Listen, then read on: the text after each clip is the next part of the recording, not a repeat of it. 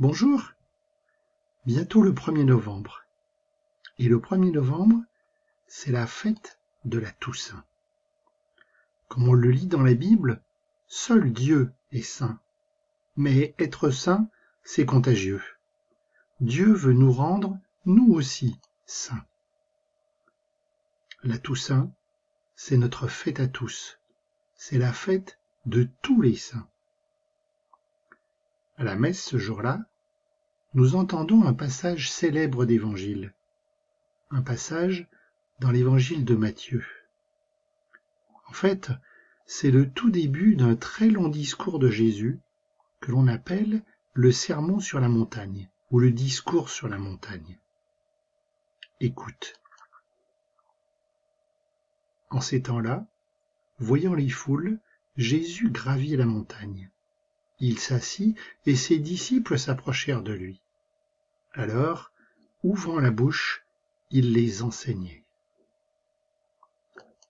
Gravir la montagne, c'est une expression importante dans la Bible. La montagne, c'est un lieu de rencontre avec Dieu, un lieu en face à face avec Dieu. Au caté, tu as certainement entendu parler de Moïse.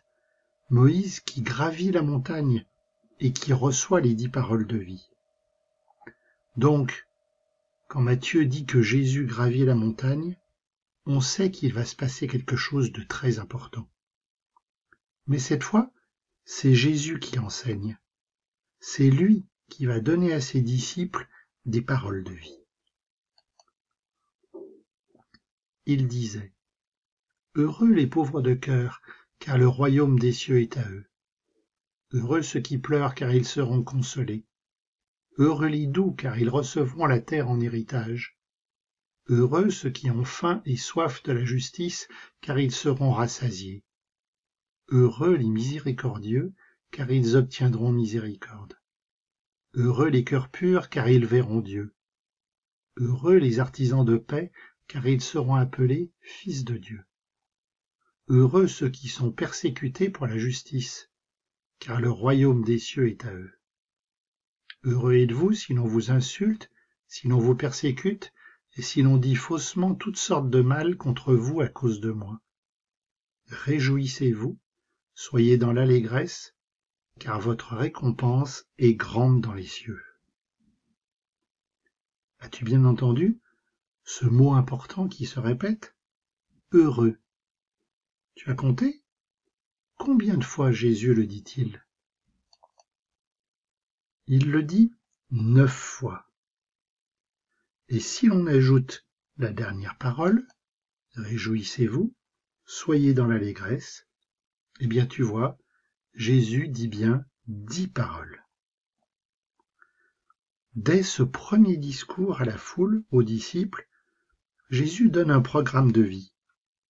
En quelque sorte, la manière de vivre qui nous conduit au bonheur. Et ce programme, c'est être en relation avec Jésus. Si l'on fait un peu plus attention, les 4 premières paroles sont en lien avec le manque. Parce que, nous dit Jésus, ce manque sera rempli de l'amour de Dieu. Les 4 paroles suivantes nous parlent de l'engagement pour la justice. Parce que, nous dit Jésus, cet engagement, c'est construire ensemble, dès aujourd'hui, le royaume de Dieu. Enfin, les 2 dernières paroles se complètent. Oui, Jésus se cache pas, il peut y avoir des moments difficiles, des moments de découragement, des moments où on se moque de toi, parce que tu vas au caté, parce que tu vas à la messe. Mais tu le sais, une grande récompense nous attend. Nous retrouver tous autour de Dieu.